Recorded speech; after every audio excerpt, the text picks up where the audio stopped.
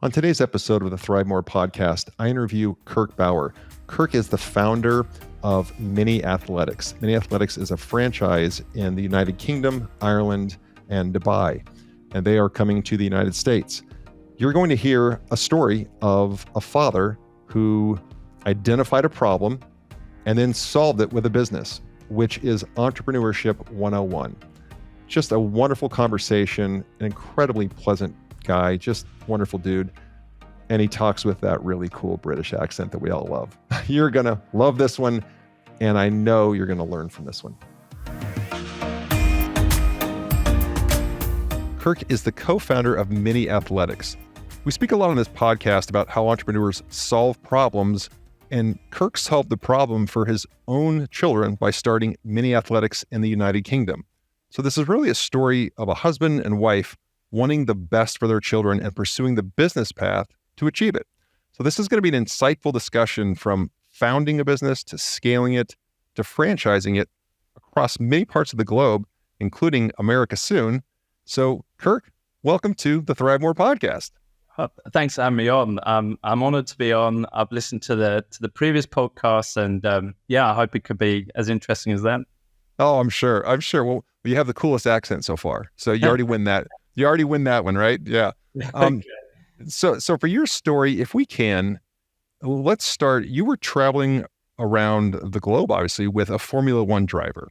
Maybe just kind of talk about your role, and then your son was born, and that's kind of how this whole thing, the genesis of this. If you could start from there, that would be wonderful.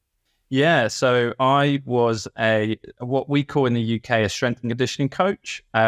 You might call it a sports scientist or a fitness coach, if you like. But I specifically worked with elite athletes in various different sports, and that was my role. My role was to basically get them better at their sport through physical training, or prevent injury. And that was my role for many years. I worked in professional soccer, tennis. I did a lot of years in tennis. I traveled a lot in tennis, and then I kind of came out of that, got offered a job in motorsport, and then I was traveling with a Formula One driver, but not for a huge amount of time, because like you said, my son was born in 2014. 2014, okay. His name's Kalen. My wife is Irish, so my boys have both got Irish names. Of course. I love it. So Kalen's born, and you're on the road, and you think, well, I don't like this.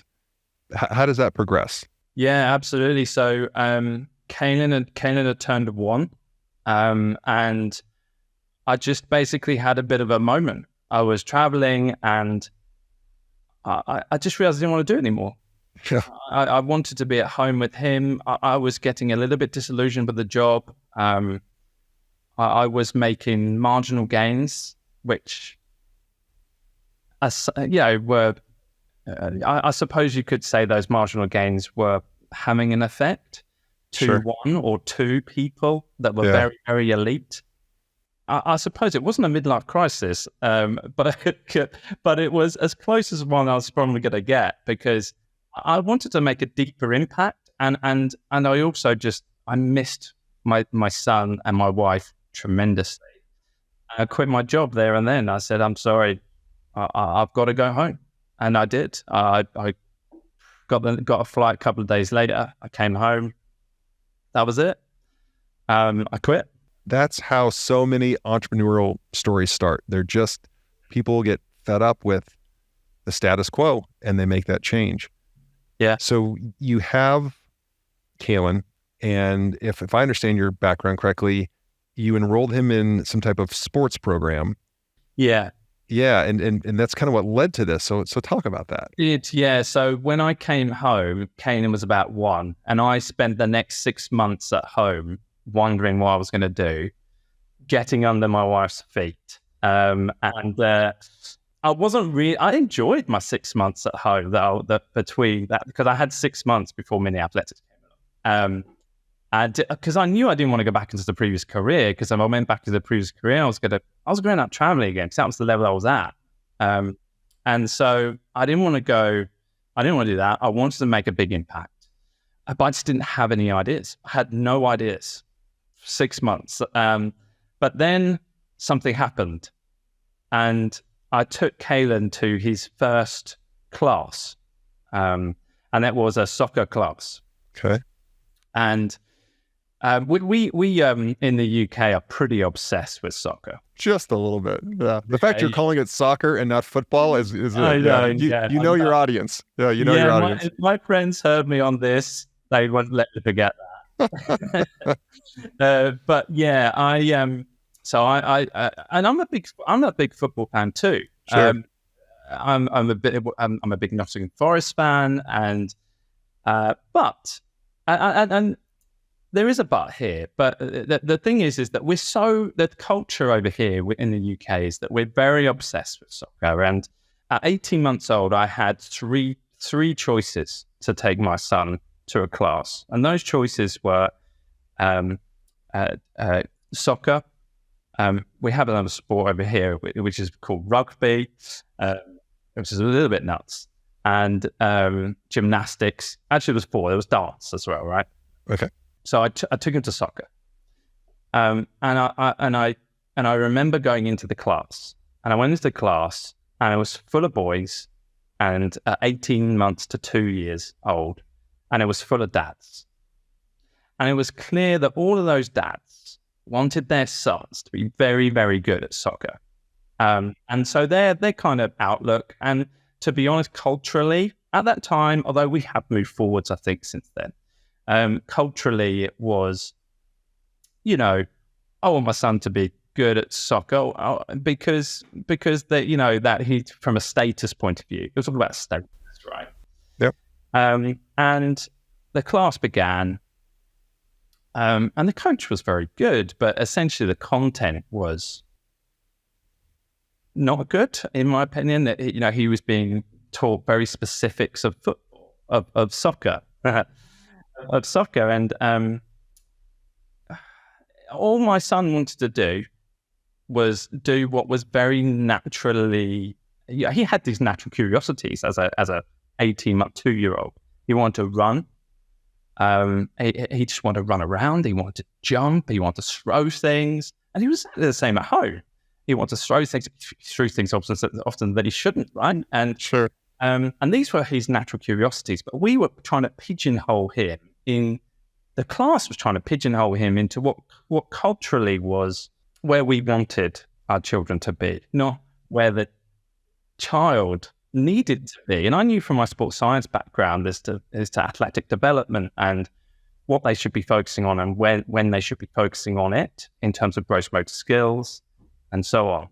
And so it was a hard 45 minutes for me to get through that. And I came home pretty deflated. And I said to Claire, I'm just so frustrated with the culture in this country. Why do we always have to be good at soccer? Why do we do that? Why aren't we looking at what the kids really want to do and play around with that? What if Walt Disney creates a sports class? What would that look like? Yeah. Look like what I've just experienced. She was like, she sat forward. There's your idea, isn't it? Oh my gosh. And she said, you're not doing anything, so do something that changes this. And so they're born a business idea where I thought, okay, this is like the big change I've really wanted. This is an opportunity that has, if we get this right, then this is an opportunity that could really, really grow. Claire was, not now obviously, but Claire was an elementary school teacher. I think she struggled with work-life balance as well. Well, she did. She absolutely did. It was tough. It was really tough for her, especially when I was away. But even when I was at home, being an elementary school teacher is not easy. It's very tough at times. It's, there's a lot of workload and everything else. And so she wanted to do something that she was passionate about, i.e., teaching kids and making a difference with kids, but not necessarily impacting the whole life and family life. So we thought, okay, well, let's do it. Let's jump into this. And so we played around with the concept, and we really studied Kalen a lot. We would go out for a walk and we would look at his different movement patterns. We would look at what he most found fun in different games, and that we would play with him. And Kalen was kind of like our guinea pig. And so we put all of these things together. And then now, when you say all of these things, what are these things? Yeah, well, we put all of the concepts, all of the ideas, all of the science behind what we were trying to do. All of the so all of our classes are built around imagination and themes. So every time you go to a mini athletics class, it's a different theme. So it might be robots, it might be dinosaurs, it might be this or that. So then the child is really taken out of kind of learning and more into this imaginative world of sport and movement. And so we put all of these ideas together and created the program. And then we rolled out that program. And initially there were, we made mistakes. We made mistakes initially with the program and where we sometimes it was too complex, sometimes it was too simple. And it took a few weeks to get right. But I mean, wow, when we got it, even before we got it right, to be honest, with the brand, we got the branding right. We had to work with, when I was listening to one of the podcasts that you did, and you said that you paid for the expertise. Absolutely our philosophy too. We were not experts in branding or marketing over here. And we had to bring someone very, very strong in to do that for us from the very beginning. And I think when we did that and we got the messaging right, and we appealed to parents with the, sending that kind of dream outcome. I love what Alex Hormozy talks about, right? Sure. That kind of dream outcome situation for parents, because we soon found out that there were a lot of parents that didn't want to take their kids to soccer all the time, right? They wanted another option. We found that out pretty quickly because we were so busy. We had waiting lists, huge waiting lists. Wow. And so we had to put more classes on. And we're from we're from near Cambridge in the UK. What we did was we knew nothing about franchising at this stage. Okay. And we were like 4 or 5 months in, and we were like, we've got something here. We've got something extremely powerful, and this is making a difference. This is making a difference to these kids. This is making a difference to us. I always thought I wanted to work in professional sport. And I did as a kid. Yeah. But actually, I'm having more fun than I ever have had. It's so good to see a massive impact in children's lives. I can see you light up when you talk about it. Oh, that's so cool. Yeah, absolutely. Yeah, and I'm super, super passionate about it. And so anyway, 4 months in, 5 months in, somebody kind of introduced us to franchising. Yeah, that's really cool, because we could have like employed different managers across the country here. The country's kind of small enough to do that, but what we loved about franchising is that the guy that sort of introduced us to it, he's like, you've got an incredible business model. You're making a lot of money, and you could. This is great for franchising. And one of the reasons we fell in love with it was because we were going to sell to people that cared as much as what we did. We didn't really know if we were going to employ people that were going to care as much. But when you own something, then you're going to care as much, right? And so we absolutely we just loved it. We loved the concept, but we wanted to do it really ethically, and we wanted to because franchising isn't regulated here like it is in the States, and so you get some outfits that kind of go, right, we're going to franchise a model, and we're not going to prove it. We're just going to create a brand. We're going to create an ops manual, and we're just going to let's go. Yeah. And we wanted to be really ethical about this. We knew we had a really good model 4 months in, but we were going to prove it for a year at least. So we did. And it kept going strength to strength. And then pretty much dead on a year, we hadn't even advertised. But a parent came to us in the class, came to me at the end of the class, and she was an elementary school teacher herself. She said, I want to quit elementary school teaching. Have you got any opportunities? I said, well, yeah. Do you want to buy this? Because we really want to expand out. She did. And, wow. And then that led to the expansion of Mini Athletics. How many locations did you expand to in the United Kingdom? Yeah, so once we'd actually started the actual so we started in 2016, and then in the middle of 2016, that was when the pilot started. I'll call it the pilot now, right? And then in the middle of 2017, then we started to market the business and so on. So we spent middle of 2017 up to 2020. Sure. And I think we were on about 23 franchises. We were really motoring. I think it was about 20 franchises while the pandemic hit. Yeah. And then we just sold our first master as well in the UAE and in Dubai. And then the pandemic hit. And then,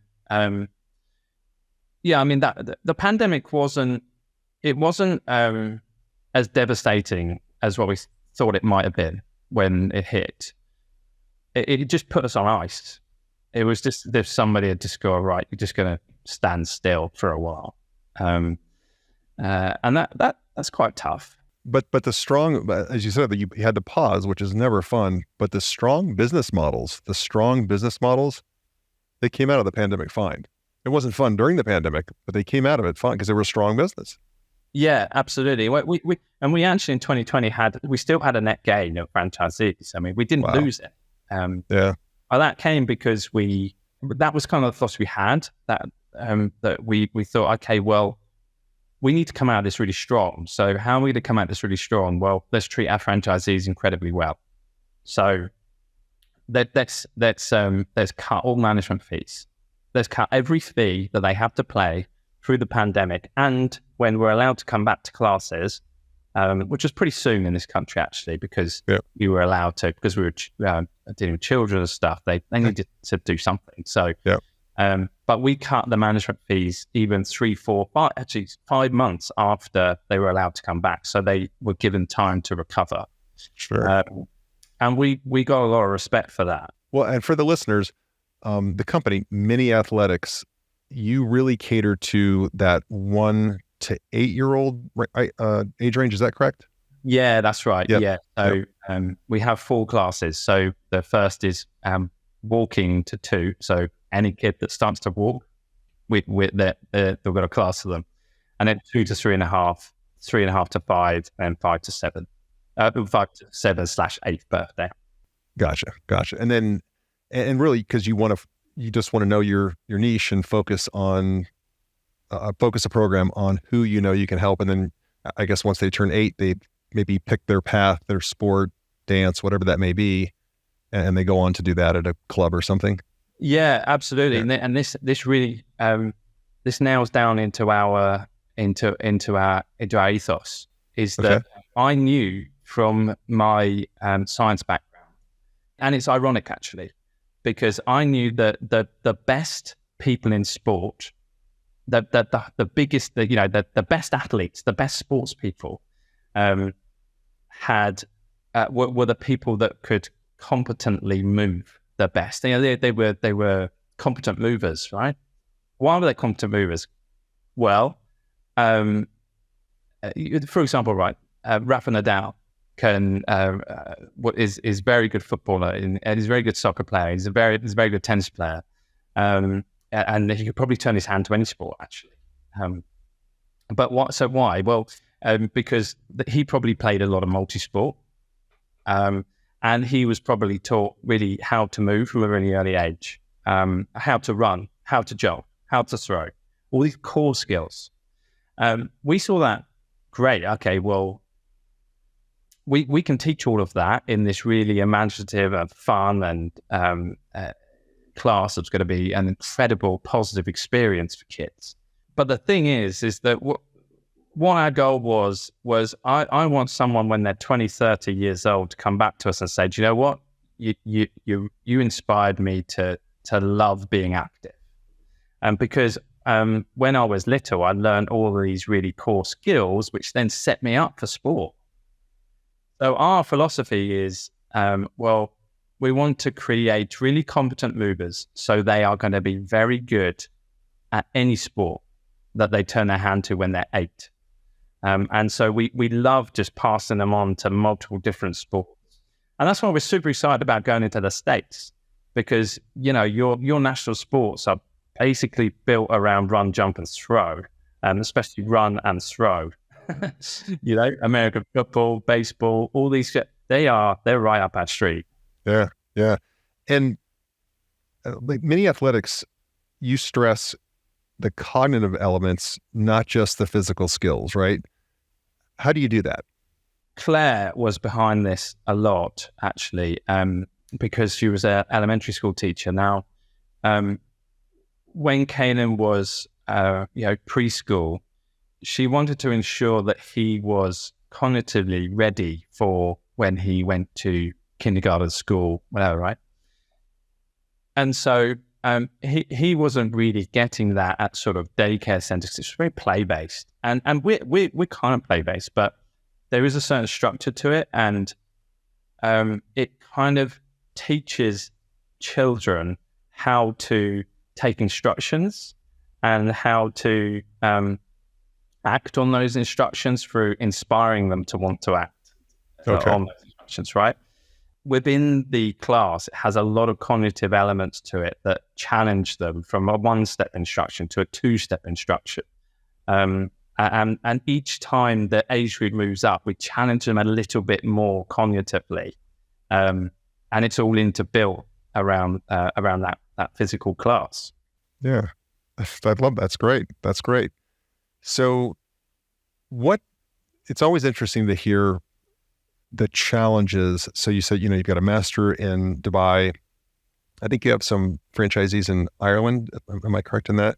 Yeah. So once you skip a border, that can bring a whole nother set of challenges.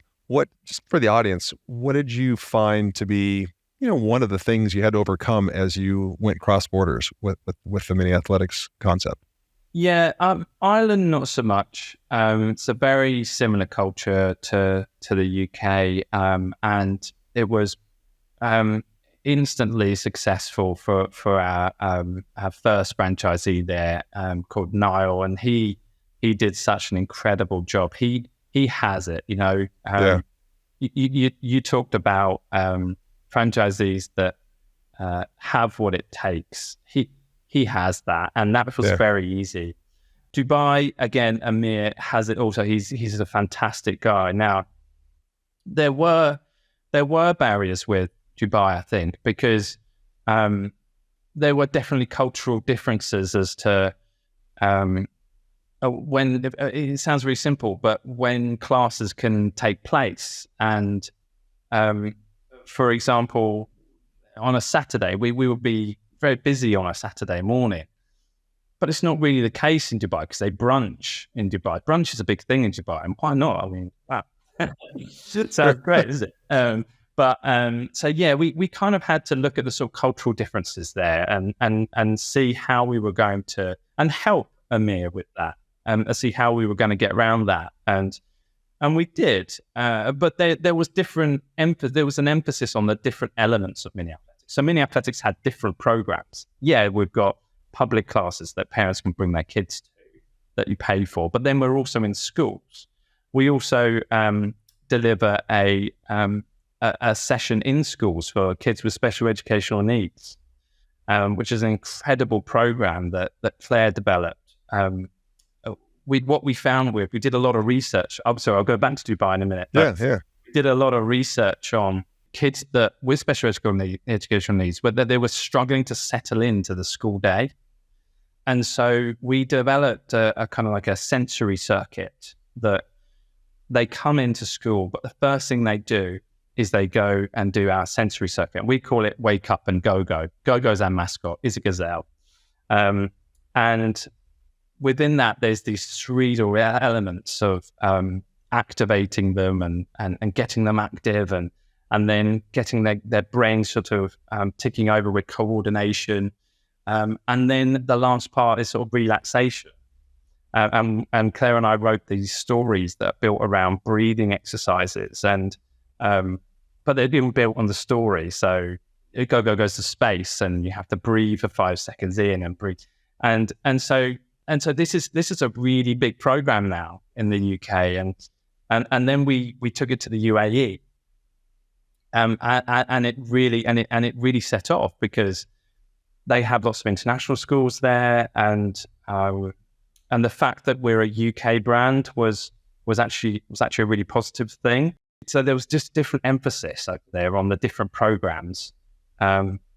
Holiday camps, for example, were very, very strong as well there. So yeah, there was barriers, but as again, I'm going to come back to your podcast, is that when you said about when you've got a problem that needs solving, sometimes it affects your sleep and everything like that. It's exactly the same with me.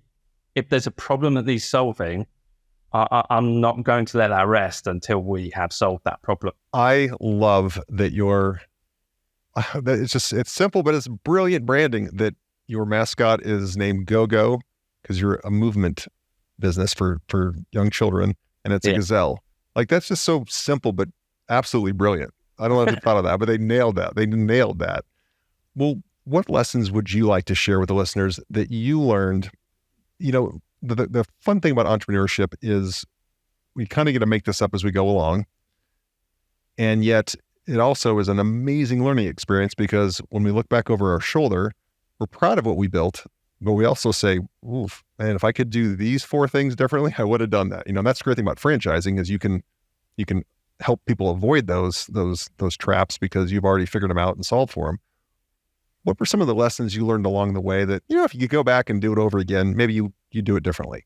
Absolutely. And sometimes I'm still making those mistakes. Of course. And, I think, so the first one is, don't look for a cheap shortcut. No such thing. Yeah. We've done that in the past. It doesn't work. Because actually your cheap shortcut is going to be even more expensive in the long run. And so we've done that previously on various different things when we should have spent more money on that, and in the long run it would have got us there faster. And that's hard to do, that when you're bootstrapping it and you're starting up. Like, it's easy for you and I to say that, but for a new entrepreneur going on this journey, and a marketing consultant or a lawyer, whatever, all the fees are involved in opening and running a business. It's easy to say, can we just shave a little bit here, not spend so much there? But you're right. Whenever I've done that in the past, it's been more expensive by far than just doing it right the first time. But it's hard to know when, where to do that. Yeah, it is. And I think that there's a flip side of that with franchising though.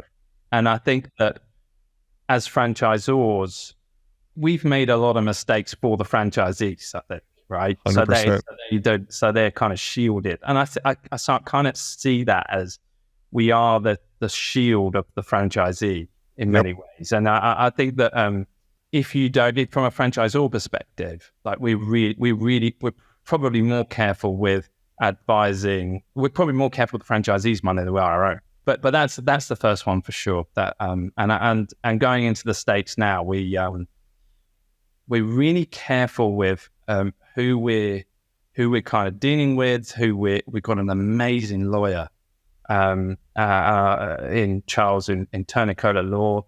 They have been incredible. But we had lots of meetings with lots of lawyers beforehand. But in our experience, that we knew we needed the right one. Because this is so important, and so we didn't make that mistake because we made it previously in years past. So yeah. And for the listeners who may not be involved in franchising, whenever you hear lawyer, a lot of people like, oh my gosh, they're lawyering up. It's such a regulated industry in the United States, and in a good way, it protects everybody, both parties. but there are very, very expensive and very, very detailed and thorough documents that must be filed with each individual state before you're allowed to award licenses and sell licenses in a given state. So you're right, finding the great legal counsel that makes sure that it's set up for both parties so that everything is black and white and clear as can be on what needs to happen and what the franchisor is responsible for, what the franchisee is responsible for, so that we can both win. We work together to win. So just clarity for the listeners when they hear the first, I found a great lawyer. That's job number one when you're franchising. That's job number one. Yeah. Where do you hope to see mini athletics? And let's specifically talk about America, because you're right on the precipice. Where do you see mini athletics in, let's say, 3 years, maybe 5 years in the States? What does it look like? How big is it? Talk to me about that. Yeah. So I obviously traveled a lot in the States with my previous job. I absolutely love the States. I love your sporting culture. And I live in Cambridge, not far from London. I love when the baseball comes here. I love when the NBA comes here. It's so good. So we want to, in 3 years' time, it is difficult to set, clear key performance indicators or goals at this point, because we're only just ready to launch, and we're also going to be realistic. But we are good to go. Our program is really good to go. We think it's going to fit in perfectly. We think it's going to cover a gap in the market. We think it's going to be very popular. We think we've got a home run. As somebody told me the other day. I love that. Good baseball term. Good American baseball term. Yeah. We would like to start off as state by state, try and saturate as much of that state as we possibly can. So then we can really support those franchisees in the right way, rather than have it dotted around. So in 3 years' time, we would like to have 2 states quite saturated with franchisees, so we can support those franchisees the way we want to support them. And this is a brick and mortar concept, right? Like somebody would lease a space, or do you sublease? Like how does this work? Yeah, no, this is a mobile business. Oh my gosh. Yeah. Okay. So, this is this is kind of what I love about it, because the costs, when we started, the costs were pretty small. I mean, sure, all you had to pay for was, the equipment, which we provide now, and our franchise disclosure document explains everything you need to pay for. But so it is a mobile business, which means it's not bricks and mortar. You pay for kit, and then you hire a hall or a field or whatever, depending on the climate of your state. And then you put the classes onto. You have your own area, the website, classes on the website. You sell the classes to parents with really good marketing, really good messaging, which we train you on. You hit schools, you hit elementary schools, you hit kindergartens, and go into there. You can then launch holiday clubs, and where in the same sort of halls that you rent. So yeah, this is a business that's mobile for sure. That's great. That means it can grow very, very fast. Very, very fast. Yeah. I'm an avid reader, and, business books, biographies, whatever, I'll just devour them. You mentioned Hormozy. I've just got my copy of his second book, and I'm about 3/4 the way through that. I can't read it fast enough. Yeah. I literally hold myself up over the weekend, and my wife wouldn't even talk to my wife. I'm like, no, I got to get through this book. It's so good. So is there a book, as you went from being a professional, training, a conditioning coach at the highest of levels, and then you really moved into applying your skill set, but in business and in franchising, managing, leading, is there, I think it'd be really interesting to know, was there a book that really helped you go from, a very skilled profession, let's call it, to business? I always think of somebody, like a doctor going to business, or, you were a specialist in strength and conditioning. going into business. And was there something, a book that you recall and recommend that helped you make that transition from applying, specific skills to general business and leadership and marketing? Yeah. So, as I said before, I wanted to get there very quickly. And so we tried to get people in. Anything that I didn't really know about, I wanted to get people in as quickly as I possibly could, because I'm 40 now, and when we're going to the States, I want it to be really, I can't get quick enough, right?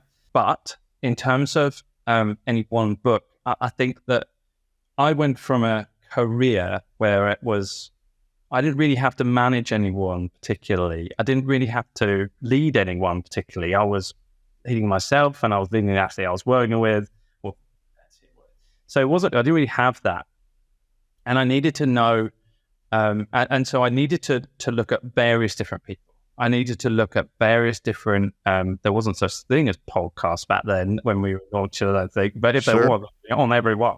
Sure. There was very different sources that I would get different things from, and I would go to different places and work with and just see how things worked and different things. But I think one of the things I needed to learn very quickly was it can be a bit of an emotional roller coaster. More so than sure. What is this, right? And so one of the books was The Chimp Paradox by Dr. Stephen Peters. He's a psychologist. He works with a lot of, I knew about Stephen Peters before because he works with a lot of top sports teams. He works with the England soccer team.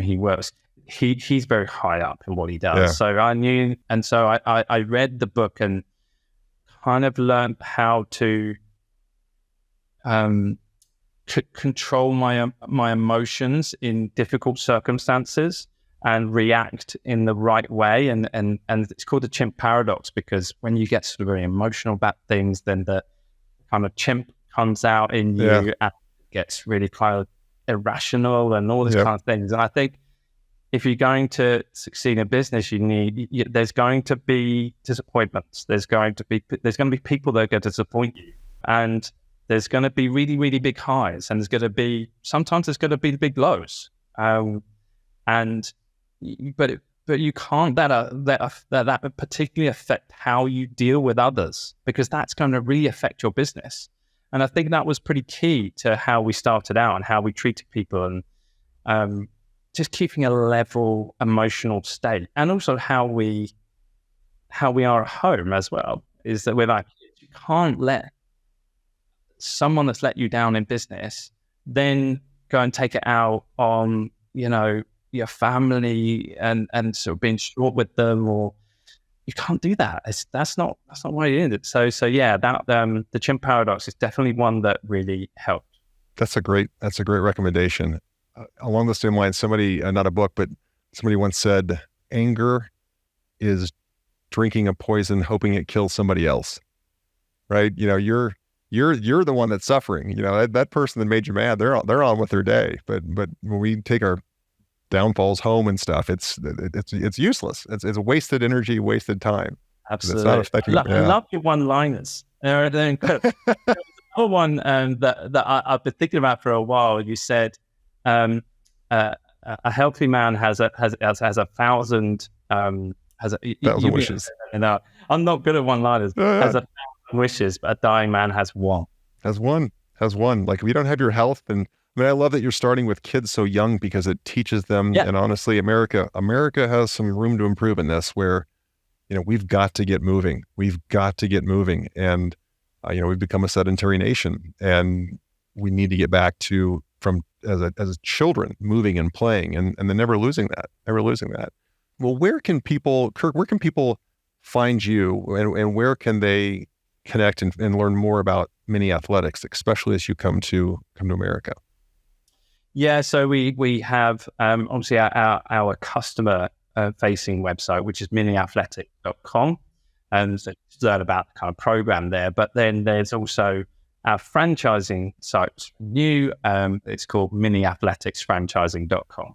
Okay, and you go there, book a call with me, and yeah, I'd love to talk to anyone that shares that passion. Yeah. We'll put that in the show notes too, so that people will have just a direct link to that. And Yeah. before we wrap up, I will just tell you, it's funny, you started off with F1 and that was kind of the last of your training. That sport is taking over America. I mean, obviously Netflix has a lot to do with that, but wow. I mean, the Vegas event that's coming up it's bonkers what people are paying for tickets and hotel rooms and all that. It is, this country's going crazy for F1 right now. Yeah, it is. I think it was probably only a matter of time when they got that right. I think that unfortunately a little bit boring at the moment because of Verstappen is just winning everything. Yeah, everything, exactly. And who wants to watch a sport where a guy just wins everything? It's just boring, right? Yeah. And I think they've got a lot of work to do there, because otherwise I have a feeling they might lose a fair amount of customers, but we'll see. Yeah. You need some drama to make it fun to watch. So yeah, and he's using that. Yeah, now they're filming here's in 4th place or 5th place, because you already know who first is. Well, Kirk, what a wonderful conversation. Really appreciate you taking the time. And it's probably a little later over there tonight. So thank you for taking the time late in the evening to join us, and appreciate it. And people will find out more about mini athletics. I think you have an amazing opportunity for people in franchising. So thank you. Oh, thanks. It was really, really fun. Thank you. You bet. Thank you so much for tuning into the ThriveMore podcast. Don't forget to take a look at the show notes for any resources mentioned during the show. And if you haven't already, be sure to hit the subscribe button and turn on your notifications so you have access to the latest and the greatest. I'd also like to remind you to check out our website, thrivemorebrands.com. There you'll find information on the brands we support and information on franchising. Thank you again for tuning in, and until next time, always remember to set your intentions for the day and strive to thrive.